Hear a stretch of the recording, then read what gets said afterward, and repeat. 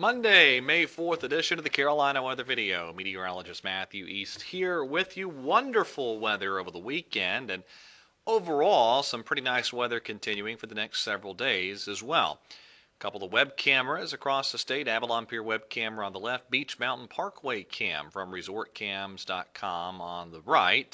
Temperature at 60 there at Kill Devil Hills, 51 atop Beach Mountain during the 5 o'clock hour this morning. There's your Sunday highs across the region. Again, just a gorgeous weekend. 82 down in Columbia, 78 the high yesterday in Greensboro, 80 in Charlotte, 81 Fayetteville, 79 in Raleigh, even Boone up to 71 yesterday. 5 o'clock hour temperatures, a lot of 50s on the board in many locations all across the Carolinas this morning.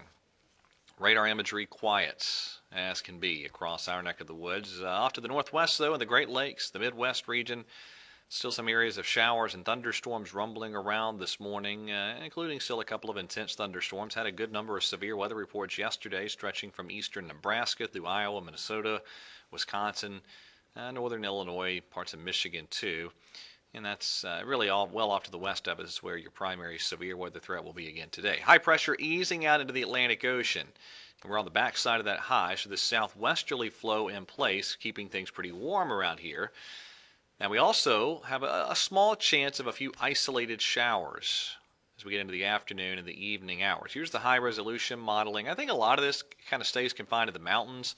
This is probably just a little bit overdone, but I do think a few isolated showers could make it down to the Piedmont zones, but they'll be very few and far between and also very brief in nature if you do find yourself under a shower late today. Low 80s for a lot of our highs, some mid 80s in the Sandhills down toward Columbia today. Tomorrow, mainly dry day. Again, it could be a few showers in the mountain zones. Your Tuesday highs, again, pretty warm across the region. A lot of 80s on the board. Wednesday, we begin to watch the development of a low pressure off to the south of us. I'll show you this in greater detail on the high resolution modeling in a couple of moments. Also, a little better chance of a couple of showers late Wednesday. The atmosphere looks a little bit more favorable for a few isolated showers or storms Wednesday afternoon across the Carolinas, especially North Carolina. And there's your Wednesday highs. Pretty warm. A lot of us edging up closer to the mid-80s. Now, the GFS and the European model are in completely different camps with how far west the low pressure that develops, that kind of subtropical low that tries to form off the east coast of Florida, how far west that makes it as it moves off to the north. The GFS model brings us right into South Carolina by Thursday night into Friday, and so the result is a lot of clouds and pretty good rain opportunities for Friday with that system. However, on the European model, well, first of all, there's the GFS. Look at that, 2 and even some 3-inch rain totals into the South Carolina, even over an inch in Charlotte.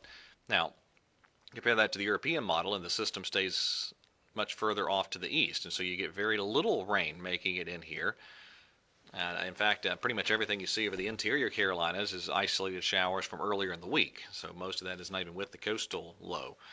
So let me show you that in greater detail here in just a couple of moments. All right, so let's begin with today on the 4-kilometer NAM, the North American model representation. And I think this is probably a little bit more grounded in reality with how things will look this afternoon. This is 5 o'clock late today. A few showers in the mountains and the foothills, but really not a lot elsewhere. The high resolution modeling, as I showed you on the graphic system just a moment ago, but here's the look from WeatherBell. And again, you can see a little bit better coverage being indicated on the HRRR modeling, but that's kind of a bias I've seen with it at times. It's a little bit too generous with this afternoon convective type of activity, so it looks like most of us dry today. There's the GFS representation of things this afternoon. Now we get out to tomorrow, and again, you begin to see this low pressure form in the northern Bahamas. And by the time you get to Wednesday evening, here you go, that low pressure really beginning to develop. Go out to Thursday evening, and there it is. It's centered over Charleston and moving northwestward. So that by Friday morning, that low pressure is sitting there over the southern parts of South Carolina, and the setup then Friday features a good bit of some at least areas of showers or thunderstorms across the Carolinas. Now again, that is the GFS model representation. The European model keeps that far enough offshore that you really see no significant rains inland over the Carolinas. So what about the Canadian? Well, it's more along the lines of the GFS. Here's a look at the Canadian Thursday evening. Now, it looks like an intense low pressure. The Canadian oftentimes has a bias of really over ramping up these little tropical-ish type of systems, these hybrid or subtropical types of systems. So I wouldn't pay a lot of attention to the intensity there. But you notice here by Friday in the afternoon, it is kind of similar to the GFS and indicating some rain over the Carolinas. So it's really two different model cams. I didn't show the UK Met modeling, but it's well offshore like the European is. In fact, it's even further offshore than the European. So you're kind of divided into the North American models versus the European models for the track of this low pressure that develops offshore later in the week. For the time being, I'm going to go ahead and mention the chance of some showers in some areas on Friday.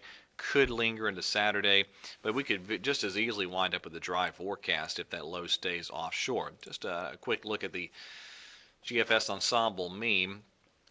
This is valid, let's see, Friday morning. All right, so it is generally in agreement with the operational, not quite as far inland, but it's very close. So, well, again, we'll see. All right, now we get out to Saturday, and there's the GFS still showing you the chances of some showers or storms around.